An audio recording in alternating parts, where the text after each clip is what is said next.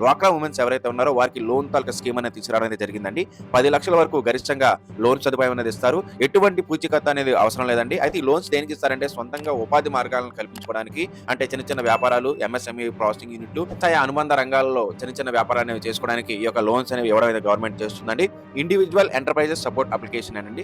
ఈ యొక్క అప్లికేషన్ ద్వారా మీరు ఆన్‌లైన్‌లో అప్లై చేసినట్టయితే త్వరితగతిన ఈ యొక్క అప్లికేషన్ ప్రాసెస్ జరుగుతుంది. అంటే మీరు ఆన్‌లైన్‌లో ఎక్కడి నుంచైనా సరే మీరు అప్లై చేసుకోవచ్చు. మీరు అప్లై చేసుకున్న అప్లికేషన్ వేగవంతంగా పరిశీలన అనేది జరిగి మీ యొక్క దరఖాస్తు త్వరగా పరిశీలించడం జరుగుతుందండి. ఈ యొక్క దరఖాస్తుని పరిశీలించి అసలు ఆ వ్యాపారం తాలూకు ప్రాజెక్టు, దాని ఫైనాన్స్ ఎంత, దానికి కావాల్సిన ఆలోచనలేంటి, దానిలో ఎటువంటి ఏమైనా మార్పులు కావాలా, ఇలాంటి గైడెన్స్ ఇస్తూనే మీకు త్వరగా రుణం రావడానికి వీరు సపోర్ట్ అనేది ఇస్తారండి. అయితే ఇది గ్రామీణ ప్రాంతాల్లో ఇంకా వేగవంతంగా ఉంటుందండి. ఎందుకంటే గ్రామీణ ప్రాంతాల్లో ఉపాధి అనేది పెంచడం కోసం ఈ యొక్క ప్రాసెస్ అనేది గ్రామీణ ప్రాంతాల్లో ఇంకా త్వరగా ఉంటుంది. అయితే దీనిలో ఏ వ్యాపారాలు ఉంటాయంటే వ్యవసాయ అనుబంధ వ్యాపారాలు, అంటే పశుపోషణ, కోళ్ల పెంపకం, పాల ఉత్పత్తి, కూరగాయల సాగు, ఇలాంటివన్నీ వ్యాపార సంబంధమైన ఉంటాయి.